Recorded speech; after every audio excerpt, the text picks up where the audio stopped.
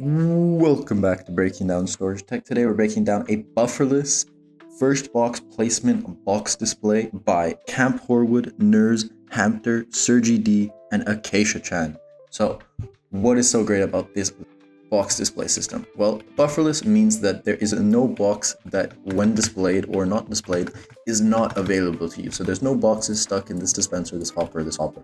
All of these are always completely empty. So all of your boxes are either in the box display or in the chest or in whatever storage you have. You always have access to them.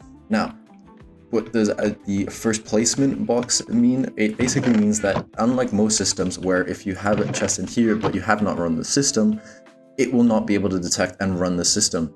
And so you'd need like a startup switch, and that'll normally power the middle of the system and cause the whole system to run. This system is not like that, however. It's quite smart, and so what will happen is if you place a box in here and there's no box already, it will run the system and place the box, which I think is super helpful. And the last thing I really like about this is the UI and the fact that you don't see this dispenser right here, as well as the use of powdered snow, because that just really makes me really happy, and I think it's one of the best UIs for a box display, because you have your display item, you have your chest right here, and you have these powdered snow right here, and then obviously your box will be placed right here. And I think it's just super clean UI, the fact that you don't see the dispenser, because I think the dispenser texture is kind of ugly, at least in a storage system. So let's get straight into it. So there's two main components that you should be aware of before we run the system. This part right here, this is the kind of switch or toggle, or I guess you could say switch or check, that basically is aligned with whether there's a box in this slot right here. Now, if there is a box, then the item, which in this case is a white stained glass item, will be in this bottom dropper right here. But if there's not, it's in the top right here. And this is a check, and this uses the comparator output to run the whole system. Now, the next check is this block right here. This block is to check whether this chest right here has items or not. If it doesn't have items, it'll be in this position right here. If it does have items, it will be down here in this position right under it, extended by this piston. So how does this top system work? Well, this chest right here has a comparator output coming from it, which goes into this comparator, which powers this note block right here. Regardless of how much or whether the system is, or how much the fill level is, or whether the system is running, if this system has items in it, this block will be extended and placed right here. And so let's get into it. So let's say you have a empty and you've just built the system up perfectly as intended, first try as always, and you decide to shove a box inside it. Well, what will happen is this comparator will take an output and extend this line right here. And because there's a redstone torch, this redstone torch will go through the block when it's moved down and power, activating this redstone repeater. This redstone repeater will power this dropper right here to shoot the item down into this dropper, as well as update this observer right here. So by shooting this item down, it's basically signifying to the system, hey, I've run. Now the system can run execute, and we can say that now we have a box in the system. What this will do by having an item in here is it will power this comparator to turn off this redstone torch, which will cut the signal after a while. And we'll talk about what happens then as well. But when this dropper gets pushed, this observer right here will detect that and update. And what will happen is it'll push this piston over here and extending the redstone block to this block right here. What happens then is this repeater will then power this block, powering this sticky piston to move this sticky piston right here, which will then realize, hey, there's a redstone block underneath, and extend and pull the powdered snow down. By pulling the powdered snow down, it will then have space for the box to be placed, and that's where the second signal comes in. When the second signal comes, it comes from this observer here, powering this observer, which will power this block at the exact same time as this observer right here, powering the neighboring observer, or not powering, or updating the neighboring observer. So both of them power this jack-o'-lantern. Now, this is a really strange case. If you only have one observer powering this getup right here, they will power this redstone repeater, but it will not unpower this redstone torch. Both of these observers have to fire at the exact same time to unpower this redstone torch. Why? I'm not really too sure. It's kind of just one of those weird redstone mechanics. So what happens is it will unpower this redstone torch and unpower this repeater, or power this repeater right here. By powering this repeater right here, it powers this dispenser, but that's not too important just yet. The main thing is the fact that it unpowers this redstone torch, which will unlock both of these hoppers, allowing an item to pass through from this chest that will be in here and go down into this hopper, then this hopper eventually, and then into this dispenser. What will happen then is it will also power this observer right here to power this redstone repeater to place and extend this this white concrete regardless. This is done as a kind of logic check. So that way, if you run the system and the box you placed in this large chest is empty, the system can run again because this will turn off and the whole system can run again. That's just kind of a logic check. And what also happens is this observer right here, following the delay of this repeater, will update, which will update the neighboring observer right here, which will power this block, locking this hopper right here at a very specific timing. This is done so that way if you, for example, fill it with multiple items and the system goes down and then down again, what will happen is when this hopper eventually pulls down the shulker box from this hopper, at the same time it makes sure that because this hopper is locked, it does not pull another shulker box, causing the system to have a buffer. So that's why this observer is really important. Now, what happened there is we got a box into this hopper right here loaded and we got the space cleared. Now, this is where the second series of updates happen. And that's from when this redstone repeater right here depowers because this comparator will turn on unpowering this redstone torch and no longer be powering this redstone repeater.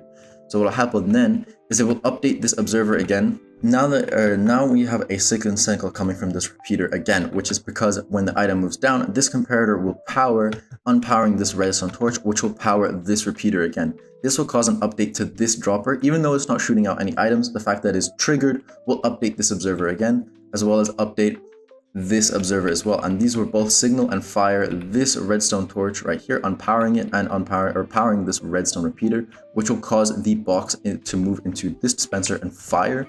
Now there will be the box will try and run again, but I don't think it will be a problem. And we can actually test that right now. So if I'm gonna run this at a quarter speed so we can see everything that happens. So I'm gonna load a couple boxes just for testing. So you'll see it runs, the system fires, it moves down the snow, and it does not actually fire that bottom line, which is quite interesting. But now that we have the system powered, then we get into the next stage of the system, and that's when the system has a box in it. Well, the box in it will have a comparator taking a readout from it, which keeps this note block powered, which keeps this sticky piston extended, and keeps this sand here. Now, this is really important, and this is how it detects whether there is when this box is empty. So when this box is empty, this comparator will no longer be powered, so it'll unpower this note block right here and retract this sticky piston. This will cause this sand to move up temporarily. What happens here is then it causes an update to this observer because of the weird powerings that happen here. So basically, this note block will no longer be powered by this repeater right here coming from this redstone block, which because it's powering through the sand, as well as this sticky piston right here, keeping this glass extended.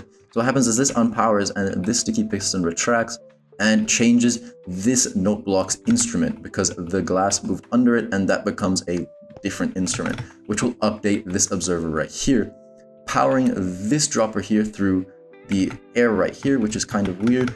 And what happens then is that it powers this observer right here. This observer has a couple of outputs. One is to this repeater right here to power this dropper and push the item into this above dropper.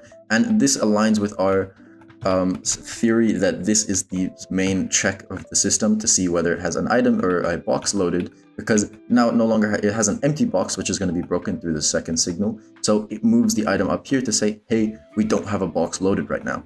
Now what happens is this observer detects that this observer gets powered, so it powers and extends this redstone block right here and breaks the box by zero ticking this snow block into the white shulker box because of how this system works. Zero ticking, breaking the shulker box and retracting to what it was before. Now what then happens is this comparator will no longer be powered, and if the system in this case has more items in the double chest, this block will be remained here, and this comparator will allow the redstone signal to turn on in this redstone torch, powering the system like before and running the whole box placement sequence just as we've seen before, where it retracts the snow block and runs the whole system to unlock the hoppers and put the system through. So we can actually see that. I'm actually going to slow it even further down. And if I take out all the items right here, the system runs and the signal goes, breaking the box. You see now this is when this signal will fire, and you see the system running, and you see the item falling, and then this will power again, placing the blocks, and all will be good. And you can see there's no items in these hoppers whatsoever. And yeah. Now, the last thing to check right here is if there's no more items in the system right here. And you saw the system just change right then. You saw that this concrete now has moved up because there's no items in this chest right here. Now, this will do what we previously just saw. When this detects that it's empty, it will run the whole system. But because there is no block here, this entire signal won't run, so it can't do the whole blocks replacement sequence. So what will happen is it will power and it will break the box using the sequence coming from this observer right here and moving up and breaking this box. But because it will power and move up to here, this redstone torch will be on, but it won't be able to continue the signal to break the whole thing. And we can see that again, and I'll slow the game down. Here we go. Go like this. Updates in the observer, powers, pushes, and extends and breaks the block, and you see the retraction, and that's how precise it is. So it zero ticks the piston and the item falls through, and no updates. As you can see, the redstone torch is on, but it cannot go anywhere. And that is pretty much what the system is. It's really smart, especially in the timings of running this whole thing twice, and how it uses kind of this modular thing to break the blocks and replace the blocks depending on when the timings of the signal come through. I think it's just a really smart system, especially using the sand block to send a double signal. Now, the reason this sand block is sending a double signal is so that the system powers twice to make sure that everything runs smoothly. And so we can actually see that. So if we load the system up with a couple of boxes.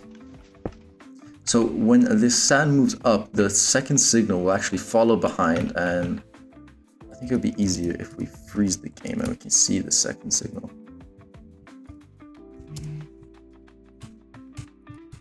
So I'm going to remove the items, and we'll see the unpowering. Here we go. We see the unpowering of the piston. This no longer has power because the comparator is no longer on, and the sand retracts, sending an update to this observer right here. And then when the sand makes its way back, we'll update this again because this no block no longer has the change in instrument. So it will power and it will run the whole system again. This is done to retract this redstone block, regardless if the system is running again or replacing the box. What it does is it retracts this redstone block once it was placed, so that way the timings are just right, so it can zero tick this snow block into this white shulker box. And as you can see right here, the timings are so precise. So this extends, breaking the thing, and just because of the firing of the piston order, and what happens is it then immediately retracts because of this second signal, causing the piston to extend and retract. And then this will cause or in this case, the timings are very specific, so it does not let this piston and all of the system retract because of the repeaters on this timer. So that's when this update to this dropper coming from the power will power this piston right here to keep it extended to allow it to retract. And or it will retract in a second once the second observer update comes, which will come from this repeater unpowering. So there is quite a lot of use. And you see right here, very clean timings. And you see the powering of the observer up there, and it powers, and we can just tick unfreeze here. And you see this runs a bit, but that's just residual signals. So overall, I think this is a really cool system, especially with the use of the double signals coming from this line right here, as well as the line right here, and it uses them really efficiently. It's just such a smart system. And I absolutely love the UI and how everything comes together to make this amazing box display. And yeah, thank you for watching.